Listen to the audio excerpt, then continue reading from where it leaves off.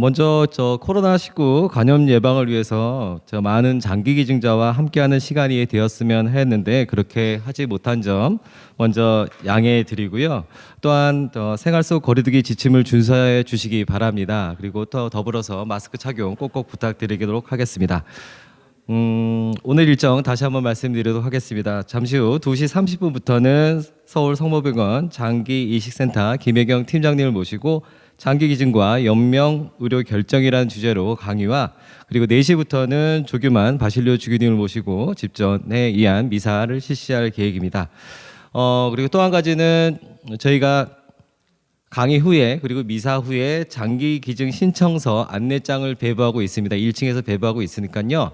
혹시나 아직까지 장기 기증에 관련해서 참여하지 못하신 분들이나 아니면은 관심이 많이 갖고 계신 분들은 밑에서 신청서 꼭꼭 부탁드리겠고, 혹여나 내가 아닌 우리 산하시설의 직원분들이 좀 관심 갖고 있는 직원분들이 있다라고 하게 되면은 신청서 좀 많이 가져가 주세요. 그래서 그 신청서 가져가 주셔서 오늘 받았던 교육 내용을 토대로 좀 자세하게 좀 설명해 주시고 이렇게 장기 기증에 관련해서 함께 할 수 있는 우리가 되었으면 하는 바람입니다. 그러면 지금부터 장기 기증자와 숭고한 생명 사랑에 관심 있는 모든 분들에게 감사를 드리는 장기 기증자 만남의 날을 시작하도록 하겠습니다. 먼저 원주 가톨릭 사회복지회 상임 이사심이신 배하정 다니엘 신부님 모시고요. 시작 기도와 함께 인사 말씀 듣는 시간 갖도록 하겠습니다. 신부님 앞으로 좀 나와주시기 바랍니다. 참 예수님 잘들 계셨어요? 네. 지금 원주가 지금 코로나의 어떤 강원도의 대세 지역이라 여러분들 오시라는 부분들에 대해서 여러 가지로 이제 고민스러운 부분들이 있었지만 그래도 오늘 이 자리에 함께 해주셔서 고맙고요. 또 쉬는 날에 이렇게 시간들 내서 이렇게 함께 해주신 부분들에 대해서 진심으로 고맙고 감사하다는 말씀을 먼저 드립니다. 무엇보다도 우리가 사회복지라는 개념도 역시 또 생명을 살리는 어떤 일들이 우리가 해야 될 일이라면 여러 가지의 관심들을 가지고 우리가 접근해 가야 될 부분들이 분명히 있을 것입니다. 사회복지 안에서 더 중요한 것은 무엇보다도 생명을 살리는 일이고 또 주변에 가난하고 어려운 사람들을 보살피고 돕는다는 것들, 그들과 함께 더불어 살아간다는 것 역시도 생명을 살리는 일인 만큼 우리가 해야 될 일이라고 저는 생각이 들고요. 또 무엇보다도 오늘 이렇게 강의를 들으시면서 연명치료에 대한 부분들도 들으시면서 장기 기증에 대한 부분들도 역시 좀 심각하게 좀 생각해 보시면서 내 건강 관리를 어떻게 해서 생명을 나눌 수 있는지도 역시 함께 이렇게 마음속으로 새길 수 있는 그런 좋은 시간들이 되셨으면 좋겠습니다. 그리고 4시부터 또 미사가 이렇게 이어질 텐데 혹시나 강의 들으시면서 그동안 신앙생활 좀 소홀히 하거나 했던 분들이 계시면 오늘 미사 참여하셔야 되는데 고해성사를 보셔야 될 분들이 있으면 저한테 말씀을 하시면 이제 고해성사도 드릴 수 있도록 그렇게 그 사이에 할 테니까요. 혹시 저한테 말씀을 해주시면 좋을 것 같습니다.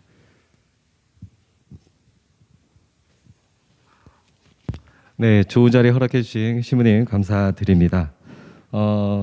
그리고 지금 보시면은 강의에 앞서 막 카메라가 여러 대가 막 있죠, 여러분. 주변 보시면 하나, 둘, 셋, 넷 셀 수 없이 많은데요.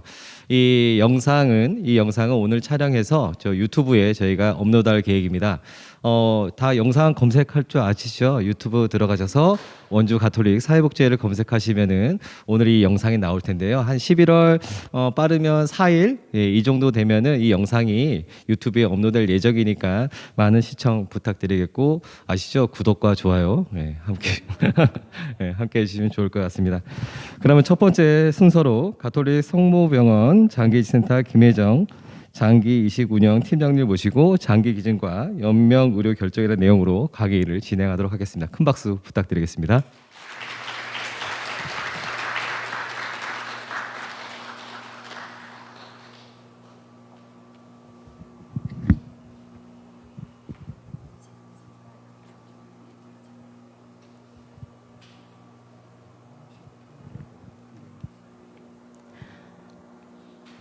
네, 안녕하십니까.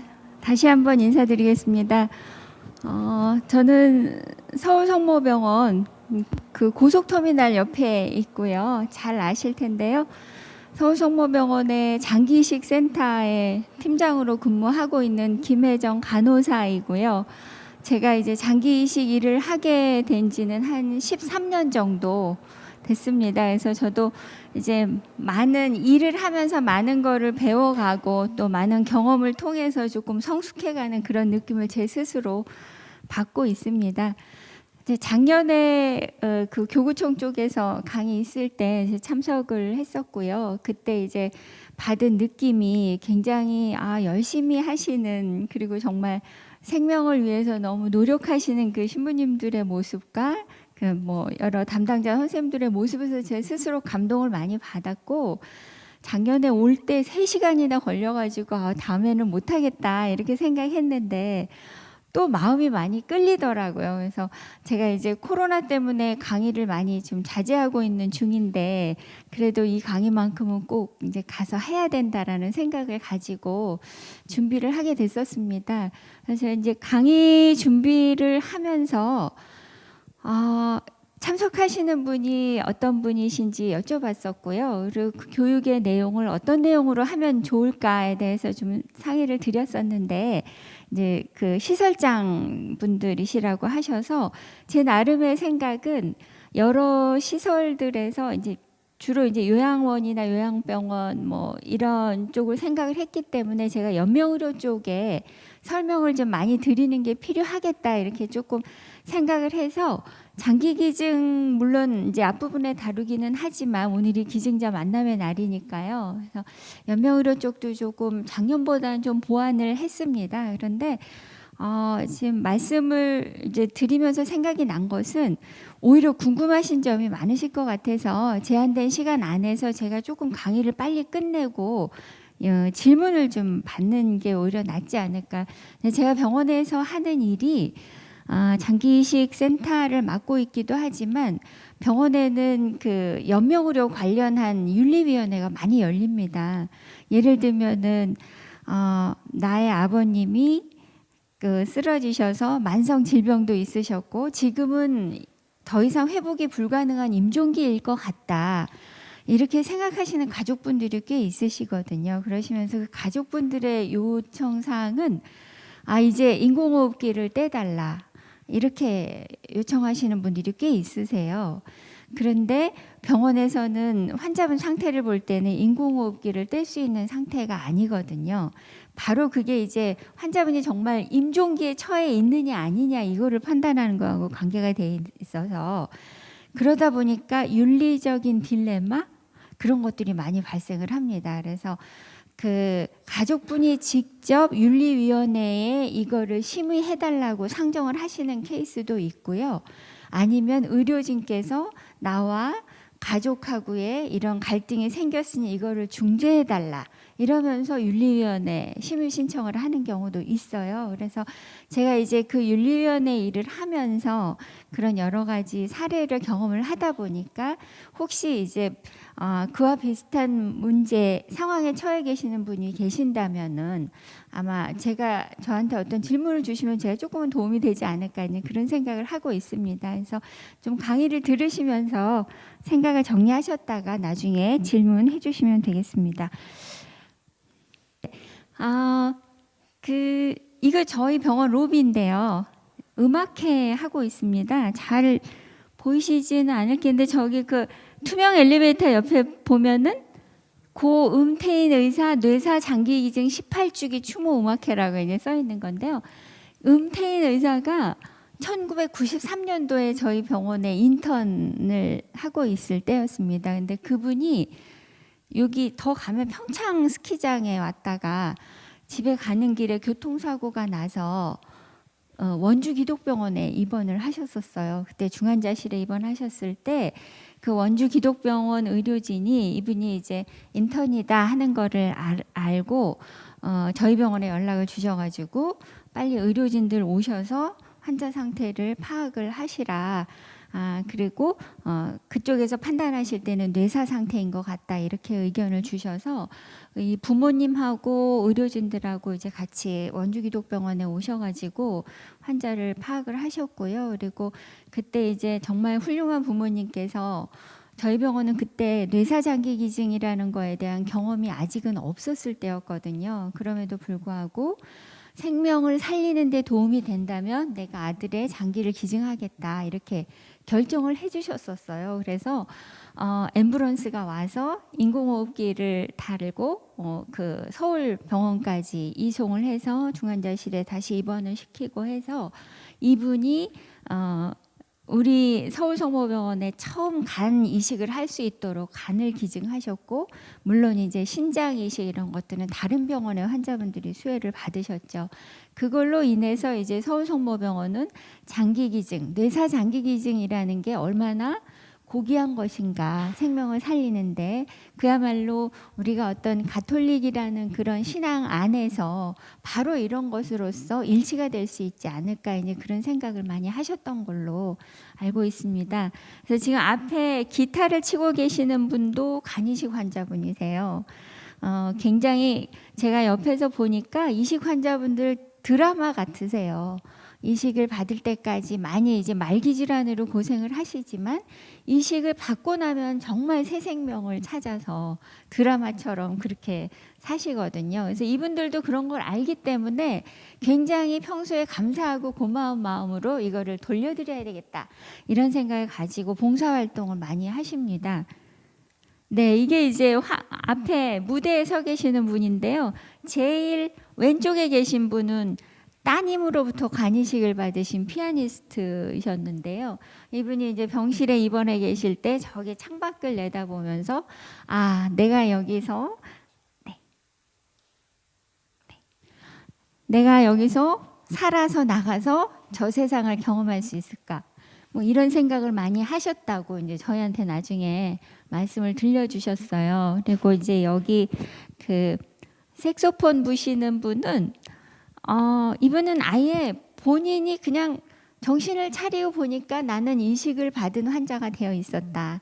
그러니까 말기 간부전 상태에서 아예 혼수 상태에 빠지고 병원에 그렇게 2달 이상을 입원해 계시면서 전혀 의식이 없으셨었고, 이식을 받은 후에 이제 의식을 찾고 나서야 이제 본인을 알 수 있었다. 이제 이렇게 말씀을 하시는데, 이분은 부인께서 간을 기증하려고 하셨는데요. 이분이 2008년에 간이식 받으셨는데 부인분하고 혈액형이 다르셨었어요. 그 당시에는 혈액형 부적합의 이식이 가능하지 않았었어요. 그런데 우리나라의 그 의술이라는 게 얼마나 빨리 발전을 하는지 그 사이에 혈액형 불일치 간이식은 너무나 가능한 게 됐고요.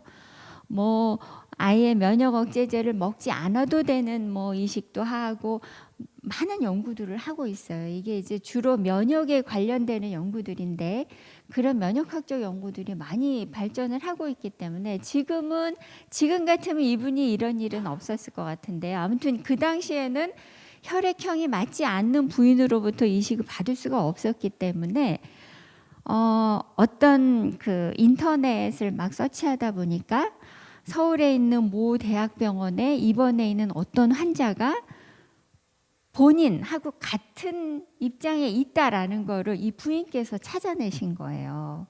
그래서 저희한테 오셔서 부인께서 다급하게 말씀을 하셨어요. 어느 병원에 우리랑 똑같은 입장의 환자가 있다. 우리 그 환자하고 기증자를 바꿔서 할 수 있는지 알아봐 달라 이렇게 말씀을 하셨어요. 그 부인 되시는 분도 이제 절실한 상황이다 보니까 굉장히 그런 거에 아주 빠르게 대처를 하시더라고요. 그래서 저희가 연락을 드려보니까 정말 감사하게도 혈액형을 바꾸면은 기증자를 바꾸면은 맞는 이식을 질 수 있겠더라고요. 그래서 병원 간에 의료진들 간에 많은 조정을 통해서 결국은 이제 교환 이식을 하게 됐었죠. 근데 사실상 그 교환 이식이라는 프로그램 자체가 있습니다. 근데 이제 실제로가 이루어지기 어려운 이유가 나의 기증자를 저 댁에 드리고 저 댁의 기증자를 받는데, 예를 들어서 내 부인은 40세인데 저 댁의 기증자들 부인께서는 70세다. 이러면 여기서 벌써 불균형이 발생을 하잖아요.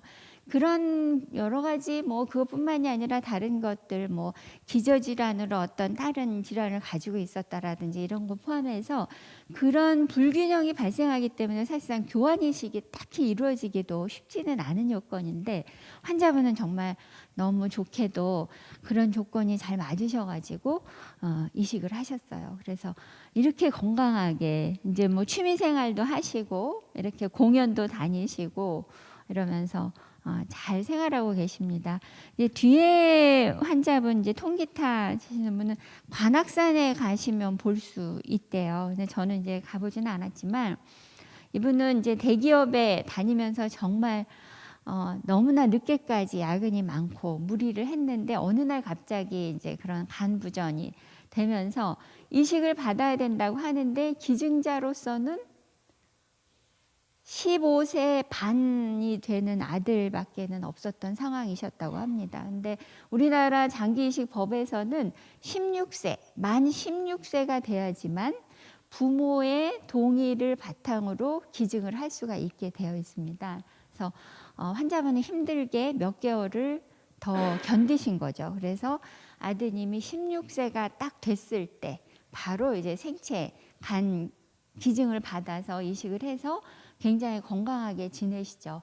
그래서 이제 이게 환자분들 입장에서 볼 때는 정말 새로운 삶을 살게 돼서 너무나 기쁘고 고맙고 물론 이제 아드님에 대한 미안한 감도 있고 이제 그런 게 다 있으신데 최근의 이슈는 과연 그 16세라는 나이가 내가 내 아빠고 내 부모기 때문에 어쩔 수 없이 기증한다 이런 마음이 더 크지 않을까. 정말 솔직하게 생각해서 내 먼 미래의 건강까지 생각했을 때도 기꺼이 내 간을 주겠다고 결정을 하겠는가.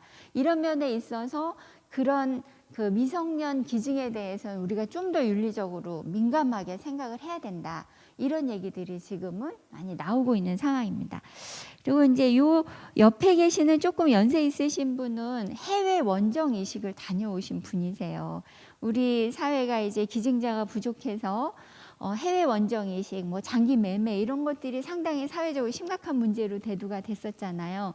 그러면서 이제 우리가 법을 만들면서 뇌사 장기 기증을 촉진해야 되겠다. 이제 이런 게 생겨난 배경이 된 거죠. 그래서 이분은 그 오래전에 원정 이식을 다녀오셔서 다행히도 그래도 좋은 간을 받으셨던 것 같아요. 그래서 아직까지도 건강하게 생활하시고 계세요. 근데 이제 많은 의료진들은 원정 이식 환자분들을 잘 보지 않으려고 해요. 왜냐하면은 이 환자분의 기증된 간이 어떤 감염된 간인지 오염된 간인지 어떤 문제가 있었던 간인지를 모르는 상태에서 환자의 문제를 진료하는 거는 좀 한계가 있다. 그래서 책임 소재 좀 따지고 이러면서 안 보시려고 하는 의료진들이 꽤 있었는데 최근에는 그 법에서 해외 원정 이식을 다녀오신 분도 등록을 하게 되어 있어요. 그래서 보다 이제 조금 이제 그 환자분의 건강을 보장해주는 의미에서 그래서 등록을 하고 어떤 의료진에게 진료를 받도록 그렇게 이제 하고 있는 상황이고요. 그 옆에 통기타 치시는 분은 1차 부인한테 이식을 받으셨어요. 이분은 그 K 자동차 회사의 자동차 디자인실에 근무하던 분이신 걸로 제가 기억을 하는데 정말로 밤늦게까지 밤새고 일했다고 하시더라고요. 그래서 이제 간부전에 빠져서 부인의 이식을 받았는데 아마 교수님께서 판단하실 때는 그 부인의 간이 좀 적지 않았을까. 이제 이 환자분은 조금 체격이 있으신 편이시거든요. 근데 이제 부인은 아무래도 여자고 그러다 보니까 너무 그 볼륨이 적지 않았을까 이렇게 생각을 하시는 분도 계신 것 같은데 아무튼 부인으로부터 이식을 받으셨는데 그 간이 기능을 못했어요. 그래서 바로 이제 병원에서는 뇌사 장기 기증, 뇌사 간 기증 신청을 한 거죠. 우리 환자분이 여기 누가 있는데 이분은 앞으로 일주일 안에 간 기증을 받아서 수술을 받지 못하면 사망할 것이다. 긴급한 상황이니까 같은 혈액형의 뇌사자가 어느 지역에서 발생을 하든지 간에 빨리 이 환자가 받을 수 있도록 해달라라는 요청서를 저희가 쓰거든요. 그래서 환자분은 뇌사 간이식을 다시 받으셨습니다. 그래서 지금은 이제 정말 건강하게 다른 데에 취업하셔서 직장 생활하고 계십니다. 제가 좀 서론이 길어진 것 같은데요. 기증과 이식 이런 것들이 이렇게 사람 어떤 삶을 바꿔놓는다는 거, 살고 죽는 거, 그리고 삶의 질 이런 면에서 제가 이제 항상 느끼는 게 이렇게 건강하게 살 수 있다는 게 얼마나 감사할 일인가. 그리고 그랬다면은 뭔가 누구를 위해서 뭔가 해야 되겠다 그런 생각을 자꾸 들게 하는 그런 우리의 주변이 전 좀 그렇게 돌아가고 있습니다. 사람이 기증할 수 있는 게 얼마나 많은지 한번 봤습니다. 이렇게 많아요. 시신기증, 장기, 조직, 안구, 골수기증. 이 중에 이제 골수기증은 살아있는 사람이 건강할 때 해야 되거든요. 그래서 이제 이 부분은 정말 아주 건강하신 분들, 뭐 대학생 이런 쪽으로 홍보를 많이 다니죠. 그 장기기증, 조직기증 쪽은 이제 제가 지금까지 일하면서 정말 열심히 다니면서 홍보를 했던 부분이고요. 그런 이제 생체기증에 대한 여러 가지 문제점이 있다 보니까 이제 국가에서나 또 우리가 판단할 때도 뇌사장기기증이 많이 활성화돼야 되겠다라는 생각을 하면서 이제 뇌사장기기증 쪽에 많이 운동을 하고 있습니다. 여기 이제 장기기증의 기증 시기를 뇌사 상태라고 해놨지만 일부 신장, 간 그런 장기는 생체 기증이 가능한 장기죠. 국내 장기기증하고 이식 현황을 2019년 거를 제가 뽑아봤어요. 했더니 2019년에 뇌사자 450분이 계셨습니다. 그리고 생존 기증자 3,852분, 훨씬 많으시죠. 근데 이제 생존 기증은 1:1 장기 기증이니까 이식 건수하고 딱 같이 떨어지죠. 그리고 신장, 간만 가능하기 때문에 이렇게 되고, 골수는 아까 말씀드린 대로 이제 그 조금 예외적인 상황이 있어서 제가 오늘은 골수에 대해서는 말씀 안 드리고요. 그다음에 그 뇌사 기증자는 450분이지만 이분들이 보통 한 분당 기증하는 장기가 평균 3.57개 정도 됩니다. 그러다 보니까 이제 이분들이 기증한 장기는 조금 더 이식은 좀 더 많아지는 거죠. 세계적인 현황을 보면은 스페인이라는 나라가 가장 장기 기증에 있어서는 선진국입니다. 그래서 여기 지금 PMP라고 되어 있는 게 인구 100만 명당 뇌사 장기 기증자 수거든요. 스페인 같은 경우는 인구 100만 명당 49.6명이 장기 기증을 하고 있고, 미국은 36.9명, 크로아티아, 포르투갈, 프랑스 이렇게 나가는데요. 이런 나라들은 워낙 이제 인구 자체가 적지만 어쨌든 100만 명당은 이렇게 많다는 거죠. 반면에 스페인은 생체 기증자는 100만 명당 7.2명입니다. 완전히 차이가 많이 나죠.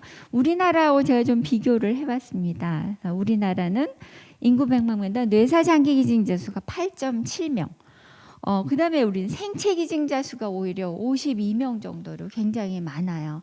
그래서 이제 대기자 수가 워낙 많기 때문에 뇌사자가 웬만큼 늘어나기 전에는 그 대기자분들의 수요를 해결하기는 어렵기 때문에 당분간 이제 생체 기증은 많이 있어야 될 것 같긴 하지만, 정말 앞으로는 뇌사장기 기증이 활성화돼야 된다 이런 얘기를 드리고 싶습니다.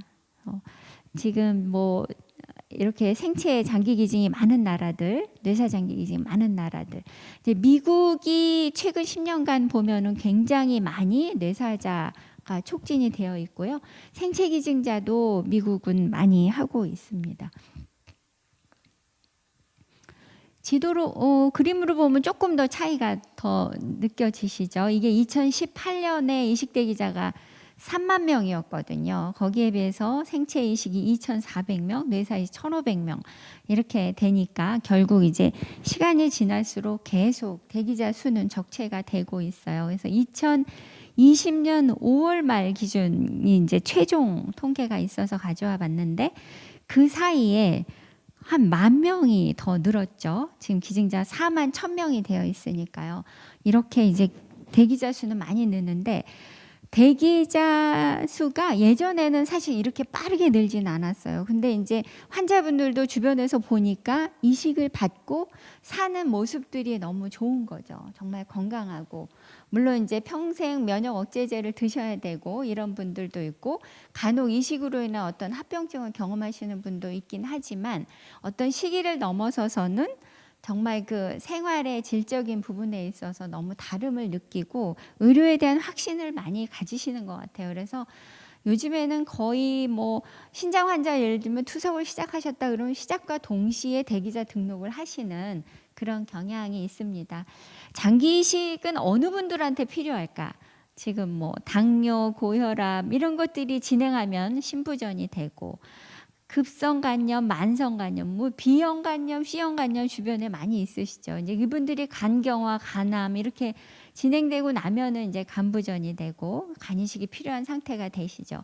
특히 요즘에는 우리가 B형 간염 백신을 아주 이제는 보편적으로 맞잖아요. 그러다 보니까 사실 만성 간염으로 인한 간 부전은 많이 줄었습니다. 대신에 늘어난 건 알코올성 간염.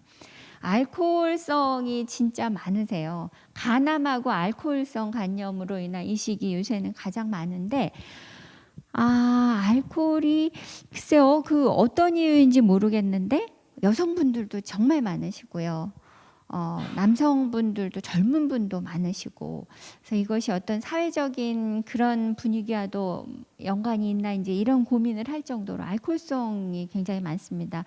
그래서 요새 이제 간부전에 빠져서 이런 분들이 이제 간이식을 필요로 하게 되는 거죠. 심장 고혈압으로 인해서 아니면 심장의 선천적 기형으로 인해서 아니면 어떤 판막 질환으로 인해서 신부전에 빠지면 이런 분들 심장 이식 받으셔야죠. 심장 이식 또한 아주 드라마틱한 그런 이식입니다. 폐부전 빠졌을 때 폐장 이식, 또 췌장 이식. 아까 어떤 기관장님 당뇨 있으시다고 했는데 지금은 물론 시기가 아니시겠지만 췌장 이식 지금 많이 보편화되어 있습니다. 그래서 처음에는 이제 췌장이라는 장기가 워낙 보드럽고 손상이 많이 가는 장기라 이식이 좀 어려운 부분이 있었는데요. 지금 이제 많이 보편화되어 있습니다. 그리고 선천성 후천적 요인에 의해서 단장 증후군이 발생했을 때 소장 이식 같은 것도 하고 있고 지금 우리나라는 뭐 팔 이식도 하고 있고요. 해외에서는 얼굴 이식도 하고 있고 또 자궁 이식도 하고 있습니다. 우리는 지금 팔 이식, 수부 이식까지만 법에 통과가 되었고 얼굴 이식하고 자궁 이식은 아직 법에 인정은 안 되고 있는데 국내 의료진들 중에서도 그 부분을 위해서 또 노력하시는 분들이 있으시고요. 국내 환자분이 있었지만 법이 허락을 안 하기 때문에 법이 인정되는 해외에 나가서 자궁 이식을 하고 오신 분도 계시긴 합니다. 정말 이제 그 가족분들의 얘기를 들어보면 너무나 딸이 불임으로 고생하는 거를 보고 엄마 입장에서는 어떻게 해서든 자궁을 기증을 하고 싶었다. 이제 이렇게 말씀을 하신 분들이 계셨거든요. 기증 가능한 장기 및 조직이 이렇게 많습니다. 지금 보여지는 거는 조직에 속하는 부분이거든요. 각막, 피부. 화상 환자분들한테 너무 중요한 부분이죠. 심장, 판막, 아까 판막 부전이 있을 때, 그 다음에 뼈, 뭐 흔하게는 치과 가셔서 뭐 이렇게 떼우시고 이러는 부분 다 이런 뼈 성분이거든요. 그래서 이런 조직 기증이 굉장히 우리 주변에 많이 퍼져 있습니다. 조직이 쓰이는 부분이. 그런데 실제 이제 기증이 없다 보니까 해외에서 수입하는 조직이 거의 80% 정도 되고 있습니다. 혈관 같은 거, 또 혈액도 우리 지금 수혈 뭐 하지만 헌혈 같은 거 하지만 이것도 혈액도 조직에 속하는 부분이고요. 지금 보여드리는 게 이제 장기입니다. 폐, 심장, 간, 신장, 췌장, 소장 이제 앞에서 제가 말씀드렸던 그런 부분들입니다. 기증자 관점에서의 생체 기증, 약간 앞에서 말씀드리기도 했는데 이 생체 기증이 사랑하는 사람과 생명을 나눌 수 있다는 감사함이 분명히 있죠. 그리고 자부심도 있고 내가 내 가족을 살렸다 하는 자부심도 있고 그러나 조금 더 깊이 들어가 보면 가족이기 때문에 기증을 해야 한다는 의무감은 없었을까? 기증을 해서 살려야 된다. 나밖엔 할 수가 없겠다라고 하는 강박감도 있었을 것입니다. 분명히. 그리고 감히 생사를 앞에 둔 환자 앞에서 나의 통증은 얘기하기조차 민망했던 거죠. 그래서 통증에 대한 두려움은 있지만 기증을 한다고 마음먹었을 때는 내 통증에 대한 걱정은 거의, 그런 우려는 거의 표현을 안 하시거든요, 기증자분들이. 그래서 이제 이런 부분도 이제는 헤아릴 필요가 있다. 그리고 정말 건강하고 젊은 사람이 기증을 하는데 그분들이 미래 건강에 대한 불안감이 없겠는가, 이런 것도 헤아려야 된다. 그리고 실제로 이제 사회적으로 보면은 뭐 기증을 했다고 하면 직장에서 약간 차별이 있고 또 보험도 좀 잘 안 들어주고 이런 것들이 사회적 차별이 좀 있었습니다. 지금은 조금 이제 좋아졌다고는 하지만 아직까지도 이런 것들을 경험하고 있다라고 하는 기증자분들은 꽤 있으십니다. 그래서 이제 이 부분도 법에서 어떻게 가져갈지를 고민을 하고 있는 상황입니다. 수혜자 관점의 생체 기증을 볼까요? 수혜자 관점에서는 일단 생체 기증은요, 기증 장기에 대해서 확실하게 검사를 하거든요. 이분이 뭐 만성 질환, 고혈압 있나, 당뇨가 있나, 감염 질환이 있나, 결핵이 있었나, 뭐 이런 것들을 다 검사하고, 또 신장을 예를 들면 오른쪽 신장이 더 좋은가, 왼쪽 신장이 더 좋은가, 이런 것까지도 다 정밀 검사를 해서 결정을 하거든요. 그래서 물론 이제 기증자 우선이기 때문에 좌우 신장의 기능의 차이가 있다면 기능이 더 그래도 좋은 쪽을 기증자분에게 남겨놓는 거죠. 그리고 환자분에게는 그거보다는 조금 떨어지는 그런 이제 신장을 이식을 해드리게 되어 있습니다. 이제 그런 원칙은 항상 생체 기증자의 안전을 우선으로 한다라는 게 원칙으로 진행은 되고 있습니다. 그래서 어쨌든 그 기증자에 대한 검사가 아주 자세하게 진행이 되기 때문에 기증되는 장기가 건강한 장기다라고 하는 확신은 가질 수가 있어요.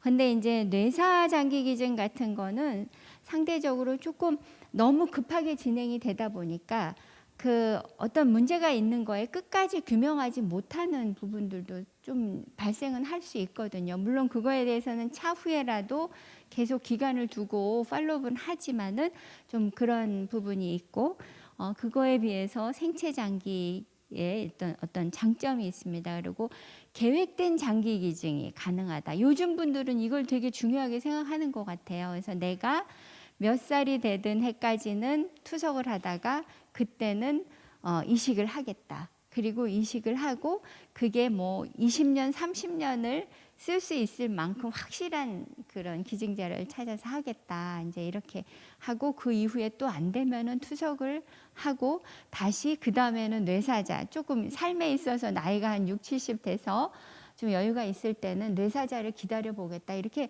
장기적인 계획을 세우시는 분들이 계시거든요. 그래서 일단 장기 기증에 있어서 어떤 계획을 좀 가지시는 분들도 있다. 그런 면에 있어서는 생체 장기 기증이 유용하다. 이렇게 말씀드릴 수가 있겠고요.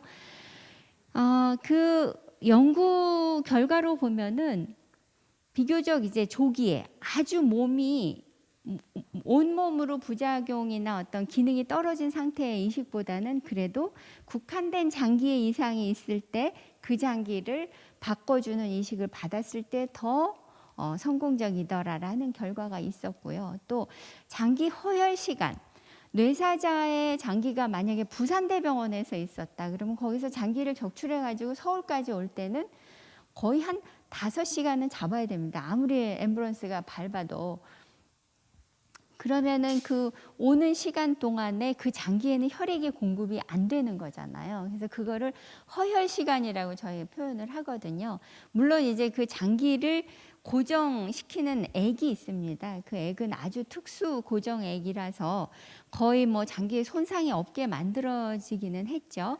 그리고 아주 고가의 약품이고, 그러나 허혈 시간 자체가 짧다라는 거는 그 장기의 손상 이 적다라는 것과 아주 연관이 되는 내용이거든요. 그래서 생체 기증은 바로 옆방에서 기증자분의 장기를 적출해서 그 다음 방으로 옮겨서 수혜자분에게 이식을 해드리는 거니까 아무래도 허혈 시간이 짧겠죠. 이제 그런 부분에 있어서 좋은 예후의 가능성이 커진다 볼 수 있고, 그런 반면에 이제 기증자에 대한 미안함이나 감사함 같은 거 너무 많이 느끼세요, 수혜자분들이. 어떤 분은 아예 너무 이제 기증자분이 옆에서 아플 때마다 나한테 장기를 주고 아픈 거 아닌가 이런 것 때문에 너무 부담 가고 죄스럽고 이제 이런 것 때문에 아 괜히 생체 기증했다, 생체 이식했다 이렇게 말씀하시는 분이 있을 정도로 굉장히 미안함 느끼신다고 그렇게 하시더라고요. 이제 그럼에도 불구하고 이제 저희가 이제 임상 현장에서 이식을 하기 위해서 기증을 하신 환자분과 또 기증을 받아서 수혜를 받은 환자분의 모습을 보면은 기증하신 분들은 통증에 대한 민감도가 되게 높으신 것 같아요. 그래서 나는 나에게 남겨진 거는 없이 그냥 내가 주면서 이 통증을 겪어야 된다는 거에 대한 심리적인 게 좀 많이 작용을 하는 것 같고, 이식을 받은 환자분 입장에서는 통증이 꽤 있으실 것 같은데도 잘 넘기시거든요. 이제 그런 걸 보면은 아무래도 기증자분과 수혜자분의 그런 심리적인 차이, 그걸로 인한 어떤 통증의 정도까지도 차이를 느끼지 않나 저희는 그렇게 생각을 하고 있습니다. 생체 기증 시 고려할 점은 이제 앞에서 말씀드렸지만 이런 충분한 정보를 기증자분한테 드려야 돼요. 그리고 이럼에도 불구하고 기증을 하겠다라고 하는 결정을 내릴 때까지 시간을 들여서 좀 기증을 할 수 있도록 해야 될 것 같고, 이건 이제 생체 기증자 선정 사례인데요. 너무나 많은 가족이 기증 후보였음에도 불구하고 아무도 기증을 하겠다는 분이 이제 없어서 굉장히 고생하셨던 어머니의 얘기인데요. 결국은 이제 뭐 이식을 받긴 하셨지만 이 생체 기증자 선정 사례를 보면서 여러 가지 윤리적인 문제를 저희가 느낄 수 있었기 때문에 좀 말씀을 드려봤습니다. 이게 이제 아까 그 음태인 선생님의 부모님, 이제 뇌사에 대해서 말씀을 좀 드리려고 하는데요. 그 선생님이고 그 아버님이십니다. 저희 병원의 소아과 의사이셨고요. 그래서 정말 힘들지만 고귀한 결정을 해주셔서 아직도 이때 93년에 받으신 환자분 아직도 일하시고 잘 건강하게 생활하시고 계세요. 항상 감사한 마음을 가지고 있고, 아마 그 주기 때마다 이 선생님의 동기분들이 찾아뵙고 인사를 드리시는 것 같더라고요. 뇌사 장기 기증자가 어떻게 하면 되느냐, 어떻게 하다가 뇌사 장기 기증자가 되느냐 이거거든요. 그래서 우리나라는 지금 뇌혈관계 뇌졸중으로 인한 기증자가 아직은 가장 많습니다. 그래서 뭐 뇌혈관이 터진다라든지 뭐 막힌다라든지 이런 부분에 의해서, 그래서 적절하게 여기 이제 골든 타임이라고 하잖아요. 그 시간을 지키지 못하면 환자분이 계속 이제 무의식, 혼수 이렇게 빠지면서 결국 회복을 못하는 상태로 가게 되니까요. 그래서 이런 아직은 이런 환자분이 많고, 그 다음에 두부 외상, 갑작스러운 사고, 교통사고, 오토바이 많아요. 그리고 뭐 요새는 찾길 건너다가 그냥 이 우회전하는 버스에 부딪혀서 넘어졌는데도 어떻게 공교롭게 머리부터 넘어지는 바람에 이제 그런 경우도 있었고, 산소 결핍은 그 심장 마비로 인해서 머리로 가는 그 산소가 부족한 상태가 됐을 때 경우하고, 또 하나는 안타깝지만 이제 자살이 요즘에 진짜 많으시더라고요. 그래서 자살에 의한 산소 결핍 이런 환자분들이 많이 있습니다. 굉장히 많은 숫자죠.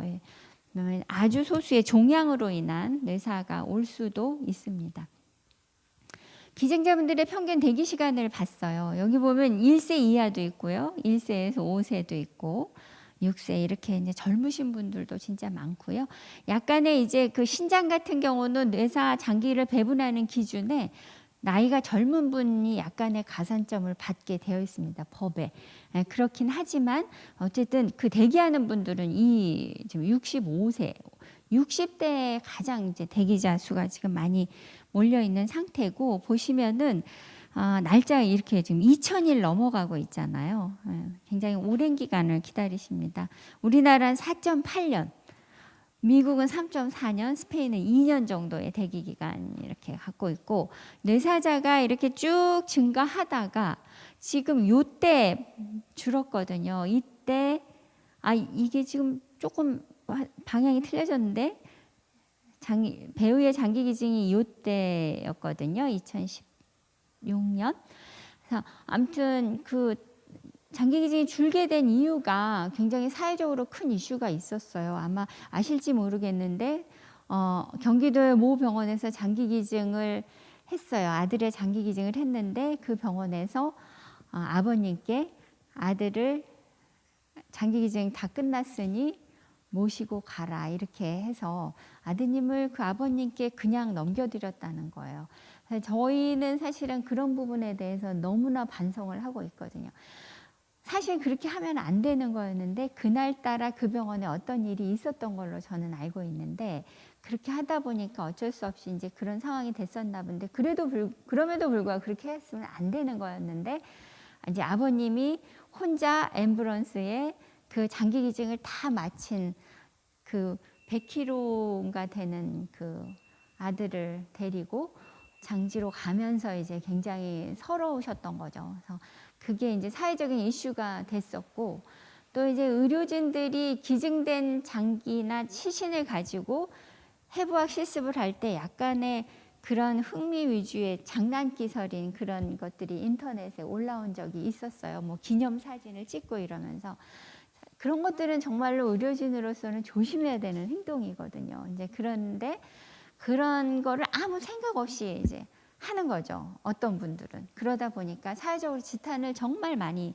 받았습니다. 그래서 그걸 계기로 또 많이 반성도 했고요. 그런데 이제 그 영향이었던 걸로 저희는 생각을 하는데 지금 이제 뇌사 많이 줄어 있습니다. 그래서 이제 올해도 얼마나 될지 이 2019년 요 상황을 크게 넘을 수 있을 것 같지는 않습니다. 작년에 저희 병원이 이제 국내에서 장기 기증을 최초로 시작한 지 50주년이 됐었거든요. 그래서 방송을 하고 여러 가지 홍보 이제 행사를 했었는데 기증자는 계속 감소하고 있다라고 하는 게 주제였었어요. 저희가 이제 뇌사 장기 기증자분한테 기증자분이 발생했습니다.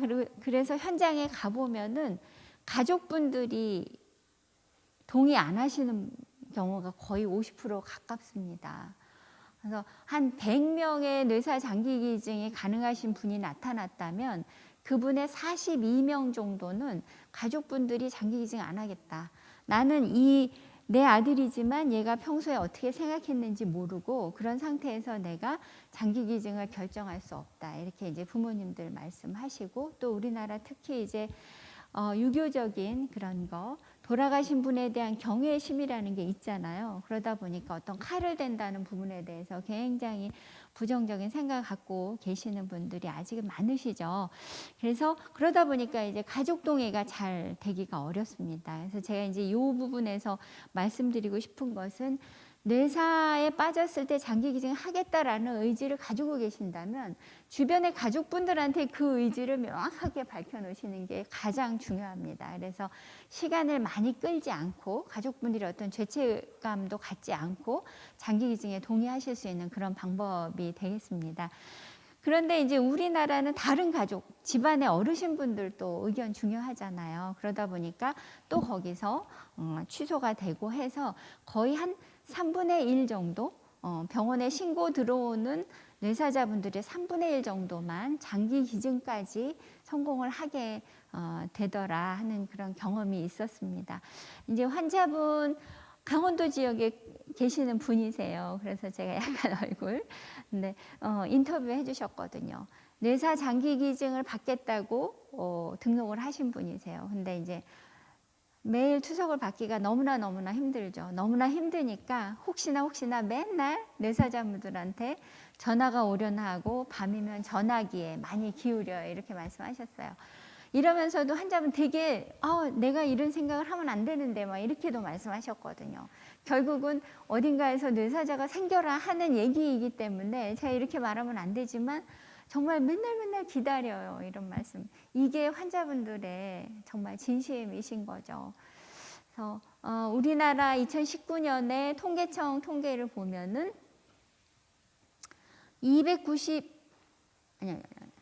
29만 5천 명이 2019년에 사망을 하셨거든요. 근데 이제 이식학회에서 조사한 연구에 의하면 이 중에 1%가 뇌사 상태를 거쳐서 사망을 한다. 그렇게 봤을 때는 2,951명이 장기 기증이 가능한 뇌사 상태인데 2019년에 앞에서 보신 것처럼 450명이 기증하셨잖아요.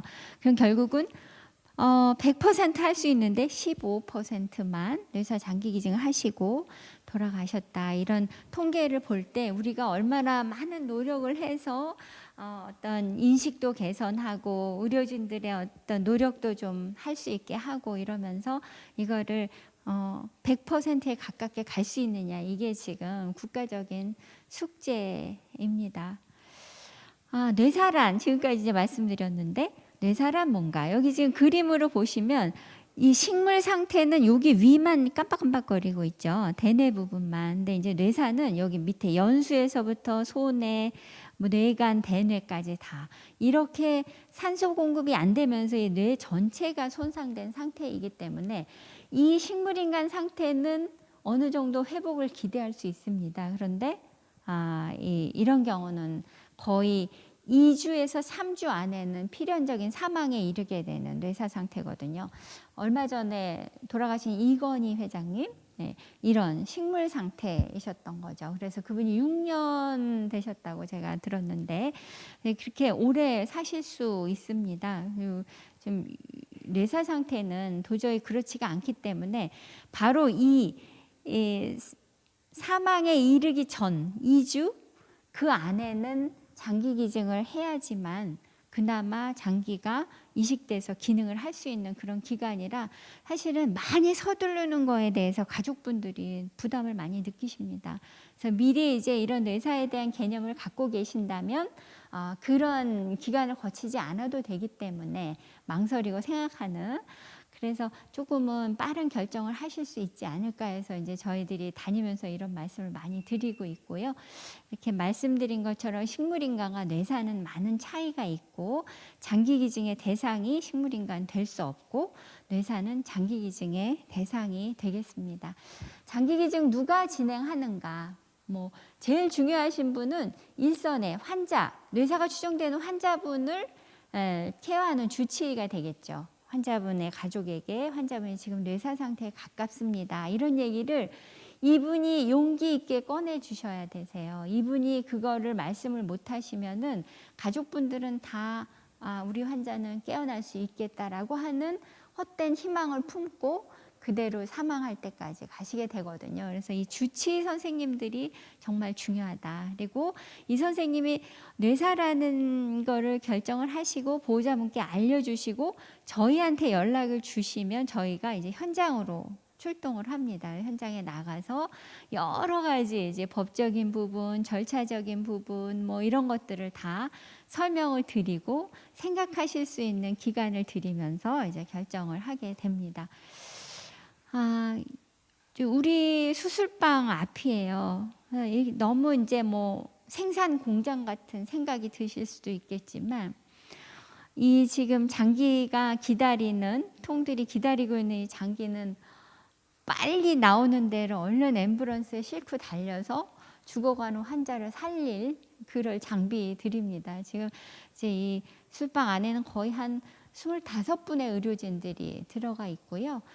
장기를 적출하는 순서가 정해져 있어요. 그 순서에 따라서 바로 시간 지체 없이 들어가게 하기 위해서 모든 의료진이 일단 거의 다 모인 상태에서 시작을 합니다. 그래서 그 장기식 전문 간호사가 있지만 그 시간을 조율하는 게 상당히 중요한 문제예요. 그리고 서울 가까운 데가 아니라 부산이다 그러면 이제 비행기 시간이면 이런 것들이 다 예약이 돼야 되고 제주도 이런 데도 있기 때문에 그런 거를 조정하는 일이 이제 많이 어려운 일이긴 합니다. 그래서 조금 시간이 지체가 되면은 한 2박 3일까지도 가는 경우가 있어요. 이건 이제 제 폰에 카톡에 이제 들어오는, 저희가 이런 식으로 소통을 하거든요. 이게 좀 시간이 지났는데 지난주에도 계셨었는데요.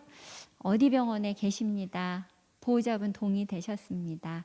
그래서 오전 10시에 신고를 받고 보호자분 동의가 오후 1시에 되는데 이런 경우는 정말로 빠른 동의이신 거죠. 그래서 저희가 4시 반에 병원에서 앰뷸런스를 가지고 환자분을 모시러 출발을 합니다. 그러면 그쪽에서 모시고 출발합니다. 여기서 이제 환자분 준비하는 시간이 거의 한 3시간 반 정도 걸리죠. 그래서 모시고 출발합니다. 그러면 저희는 이제 응급실 앞에 가서 대기하고 환자분 ICU 중환자실로 올릴 준비 장비랑 다 가지고 대기를 해서 이렇게 진행을 하게 됩니다. 그래서 뇌사자분 한 분이 발생을 하면 거의 모든 직원이 거기에 매달려서 이게 성공적으로 갈 수 있도록 최대한의 노력을 하고 있고요. 그 사이에 이제 뭐 장기 수혜자를 선정하고 이런 거는 국가기관에서 선정합니다. 저희가 이제 이렇게 뇌사자분 발생했습니다. 신고를 하면 그걸 가지고 환자 자료를 가지고 국가기관에 선정을 하고 그 환자분 병원에 오셔서 뭐 여러 가지 진행을 이렇게 할 수 있도록 그렇게 해드리고 있고요. 뇌사자가 적다. 이제 이런 인체 훼손 거부감 그리고 가족 결정이 늦어져서 걸림돌이다. 그래서 37,000명 작년의 기사이기 때문에 올해는 이미 이제 4만 명을 넘어섰습니다. 뇌사자 제주도에서 후송했던 거고요. 헬기가 그 잠실 선착장에 와가지고 저희가 앰뷸런스로 다시 이제 이송을 하는 그런 과정이었고 헬기 내에서의 모습이고요. 그렇게 멀리서 오셔서 이렇게 많은 환자분들을 살려주셨습니다. 감사할 일이죠. 기증자 예우는 이제 저희는 아무래도 가톨릭 기관이기 때문에 임종, 뭐 병자성사, 뭐 수술 전 시작기도, 연미사 또 이런 것들 저희 다 해드리고 있고 장례미사도 가족분들의 요청이 있으시면 다 진행을 하고 있습니다. 그리고 이제 중환자실에서 수술실로 들어가기 전에 환자분 위해서 기도하고 있고요. 수술실에서 영안실로 가시기 전에 이제 봉헌꽃 하고 있고 그다음에 이제 장례미사 하는 장면입니다. 그리고 1년에 한 번, 2016년 사진인데요. 작년까지도 진행을 했었고요. 올해는 코로나로 취소했습니다. 그래서 이렇게 기증자 가족분들, 유가족분들 초청해서 같이 행사를 하고 있습니다. 그리고 기증이 완료되고 나면 이제 저희가 유가족분에게 감사 편지를 드립니다. 지난 며칠 날 환자분으로 인해서 몇 분이 새 생명을 사시게 됐고 너무 감사드리고 이제 이런 앞으로 계속 기억하겠습니다. 해서 저희가 항상 미사 봉헌하고 있거든요. 그래서 센터장님 이름으로 편지 보내드리면 또 어머니께서 또 편지 써주시고요. 또 가끔은 수혜자분이 건강하게 잘 지내고 있다라고 하는 편지도 보내주시고 저희는 몰랐는데 이제 조선일보에 기고도 하신 분이 있었고 엄마 대신 예쁜 거 많이 먹고 심장 뛰는 일 하세요. 이분 이제 각막 기증하고 심장 기증 이렇게 하셨었거든요. 따님께서 써주신 게 있었고 13살 건영이가 이제 등굣길에 버스에 부딪혀서 뇌사에 빠졌던 그런 게 있었습니다. 그다음에 이거는 이제 외국인 장기 기증을 저희 병원에서 처음 진행을 했었는데 제가 이거를 보여드리는 이유는 이분 이제 미국인이셨는데요. 남편께서 먼저 장기 기증 하겠다라고 말씀해 주셨어요. 부인이 의정부 성모병원에서 뇌사인 것 같다 이렇게 얘기했더니 장기가 손상되기 전에 빨리 장기 기증을 할 수 있도록 해달라 이렇게 말씀하셨고 본인들은 14년 동안 한국에 들어와서 살면서 너무 많은 고마움을 얻었다 이런 말씀하시면서 기증 의사를 밝혀주셨습니다. 그래서 이게 이제 우리가 아직은 이제 우리나라 분들이 장기 기증에 대해서 긍정적인 마음이 조금 이제 덜 열려 있다 보니까 진행하면서 약간의 차이점을 느꼈던 게 그런 이제 가족분의 빠른 결정 부분이 좀 있었던 것 같습니다. 이제 그 6살짜리 장기 기증을 하고 나서 이 어머니가 꼭 필요하다 해서 본인이 아예 그 장기 기증 홍보단에 들어가서 활동을 하시는 모습이에요. 이분은 아침에 아이 소풍 간다고 손잡고 보도 인도 걸어가는데 음주운전 차가 그냥 와서 아이만 치고 간 거예요. 그래서 잡고 있던 손이 어느새 없어져서 보니까 아이가 없더라 이러면서 굉장히 오열을 하셨죠. 많이 힘들었지만 하시고 나서 보람을 많이 느끼신다고 이렇게 말씀해 주십니다. 다음은 이제 연명의료결정법에 대해서 제가 간단히 말씀드리겠는데요. 시간이 지금 어떻게 됐는지 모르겠네요. 예. 2016년 2월에 연명의료결정법이 제정이 됐습니다. 호스피스 완화의료 및 임종 과정에 있는 환자 연명의료 결정에 관한 법률, 이렇게 긴 법률이에요. 보통 이제 공표하고 한 1년 후에 시행이 되는데 이 법은 너무나 논란 이견이 많았었습니다. 그러다 보니까 시행까지 한 2년이 걸렸고 중간에 어떤 기관을 지정해서 시범 사업까지도 시행을 하고 나서 법이 시행이 되기 시작했습니다. 이 법이 시행된 배경은 잘 아시겠지만 그 세브란스 병원의 김할머니 사건 잘 아시죠? 굉장히 여러 차례 보도가 있었고 또 이 김할머니 사건이 2008년에 있었는데 이 전에 또 10년 전에는 보라매 병원 사건이라고 또 있었습니다. 그 사건은 뇌수술을 한 환자가 있었는데 그 환자의 부인께서 나는 병원에서 이 환자를 간병을 할 수가 없으니 우리 집에 데려다 달라, 퇴원시켜 달라 이렇게 한 거예요. 의사가 생각할 때는 퇴원을 시키면 바로 사망할 상태라서 안 된다고 했는데도 불구하고 부인이 계속 퇴원시켜 달라 해서 의사가 어떤 각서를 받고 퇴원을 시킨 거죠. 그래서 퇴원을 시킬 때 앰뷸런스에 싣고 가서 인공호흡기를 집에서 이제 눕힌 다음에 인공호흡기를 떼고 바로 환자는 사망을 하셨습니다. 그래서 그 상황을 보고 그 환자분의 동생 되시는 분께서 고소를 하신 거죠. 병원이 너무 환자 죽을지 뻔히 알면서 퇴원을 시킨 거는 의사의 책임이다. 이렇게 했을 때 그래서 그 의사는 처벌을 받았습니다. 그런 사건이 있은 후에 의료계는 어떻게 했느냐? 환자가 보호자 원하는 퇴원을 안 시키는 거예요. 퇴원을 시켜도 될 것 같지만 법적으로 문제가 되면 내가 책임을 물을 테니까 안 시키는 경향이 있었죠. 그런 10년 정도 흘러서 김할머니 사건이 발생을 했습니다. 그래서 이 김할머니는 검사를 받던 중에 갑자기 폐출혈 심호흡 정지, 그래서 심폐소생술하고 인공호흡기를 부착을 했어요. 근데 그렇게 하고 나서 몇 개월이 지나도록 환자가 계속 그 상태에 있으니까 가족들이 할머니의 인공호흡기를 제거해달라 요청을 하신 거예요. 그러나 세브란스 병원은 요청을 받아들이지 않았겠죠. 이전에 보라매 병원 사건이 있었던 그런 교훈이 있으니까. 그래서 김할머니의 가족분들이 2008년 5월에 법원에다 가처분 신청을 냈습니다. 가처분 신청, 상황을 파악하시고 법원이 결정을 해달라 이런 신청인 것 같아요. 그랬을 때 법원에서는 판결을 인공호흡기 제거하라 해도 된다라고 하는 판결을 내줬습니다. 그래서 그 김할머니 사건의 의의를 보면 회복 불가능한 사망의 단계에 이른 후에는 의학적으로 무의미한 신체 침해 행위에 해당하는 연명의료는 환자에게 강요하는 것이 오히려 인간의 존엄과 가치를 해하는 것이다 라고 하는 대법원 전원 합의체의 의견이 있었습니다. 그래서 결국은 인공호흡기를 제거를 했습니다. 그런데 할머니는 인공호흡기 제거하고 나서도 한 200일을 더 사셨어요. 그냥 호흡기가 없는 상태에서. 그래서 이후에는 약간 그래도 그 할머니의 상태가 회복 불가능한 사망의 단계는 아니지 않았을까. 이제 이후에 추론을 해볼 때 그렇게 판단을 하지만 어쨌든 그 당시에 대법원 전원 합의체는 많은 의사들과 법률가들과 다 있으면서 결정을 그렇게 했던 거죠. 그래서 이걸로 인해서 이제 연명의료 결정법이 생겼습니다. 그래서 여기에 법에서 말하는 연명의료의 정의는 임종 과정에 있는 환자, 이게 제일 중요합니다. 임종 과정. 임종 과정에 있는 환자에게 심폐소생술, 혈액투석, 항암제, 인공호흡기, 착용 및 그 밖의 대통령령, 그건 요겁니다. 체외 생명유지술이라 그래가지고 혈액을 밖으로 빼서 기계로 돌리는 심장을 대신하는 게 있는데 그런 거하고 수혈, 승합제 이런 것들이 포함이 되거든요. 이런 의학적 시술로 치료 효과 없이 임종 과정의 기간만을 연장하는 것. 요것을 연명의료라고 한다.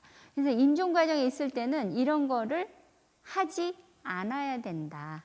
불필요한 것이다. 이런 이제 정의를 내려주고 있는 거죠. 그래서 임종 과정에 있는 환자란 어떤 환자냐? 담당 의사와 해당 분야의 전문의 또 한 명, 이 한 명이 혹시 오류를 낼 수 있을까봐 또 한 사람의 전문의로부터 이 환자는 정말 임종 과정에 있다라고 하는 의학적 판단을 받은 자를 임종 과정에 있는 환자라고 법에서는 정의를 하고 있습니다. 연명의료 중단 등 결정의 정의는 뭐냐? 이런 임종 과정에 있는 환자에 대한 연명의료를 시행하지 아니하거나 중단, 시행하지 아니하거나는 시작하는 것을 안 하는 거죠. 그리고 중단은 이미 하고 있는 것을 중단하는 거, 그걸 말합니다. 그래서 연명의료 중단과 임종 과정은 그렇게 중요한 의미를 가지고 있다는 거고요. 지금 이제 두 가지, 본인의 의사를 밝혀놓는 게 진짜 중요하지 않겠습니까? 내가 내 죽음의 시점, 장기 기증도 그렇고 이 연명의료 결정도 그렇지만 나의 생애 마무리에 관련되는 부분이잖아요. 내 생애 마무리를 어떻게 할 것인가. 나도 이제 평소엔 생각을 하고 있어야 되지 않겠습니까? 이제 그런 면에서 볼 때 사전 연명 의료 의향서는 19세 이상인 사람, 질병 여부와 상관없이 자신의 이런 의사를 문서로 작성을 하는 겁니다. 아마 기관에서 받으시는 데 있으실 것 같긴 한데요. 하여튼 이 사전 연명 의료 의향서를 작성하시고 나면 이런 등록증이 발급이 되고, 연명의료 계획서는 임종 과정이 가까웠다라고 생각할 때 담당 의사가 쓰는 거예요. 그래서 연명의료 계획서와 사전 연명의료 의향서를 통해서 우리는 우리의 의사를 밝힐 수 있다.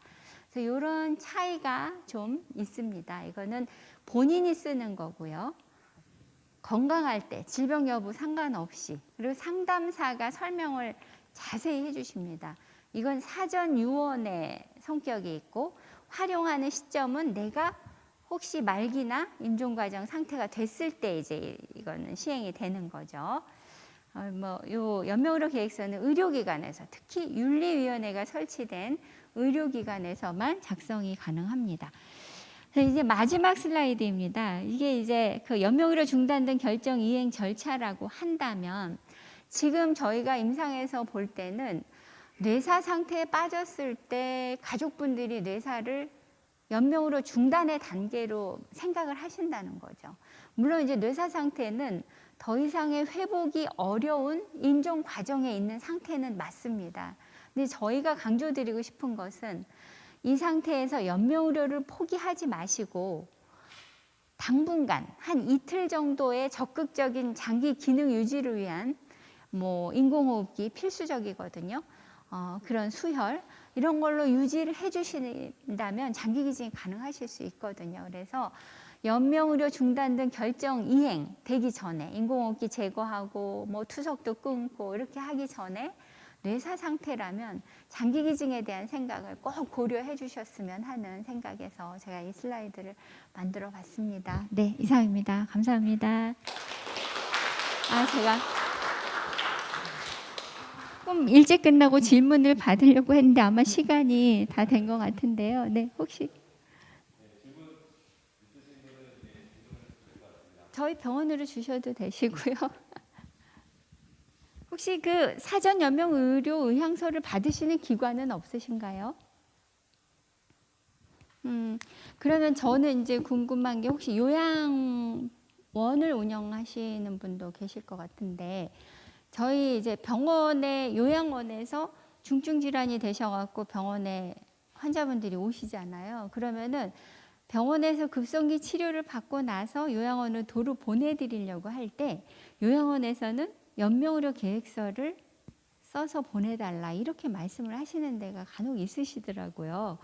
그래서 그런 부분들이 요양원에서는 어떻게 작용을 하는지, 아마도 혹시 이제 요양원 자체에서 생을 마감하시게 되는 그런 일이 생겼을 때 아마 그런 특별한 연명의료 관련되는 급성기 치료를 하지 않더라도 그냥 돌아가시게 두는 게 법적으로는 문제가 없겠다라는 생각에서 그러시지 않을까, 저는 그렇게 생각을 하고 있습니다.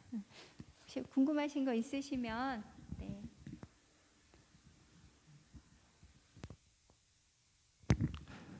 병원 어딘지 아시죠? 예, 가톨릭대학교 서울 성모병원 장기이식센터입니다. 예, 전화번호는 예, 각자 핸드폰 찾아서 쓰시면 될 것 같고요.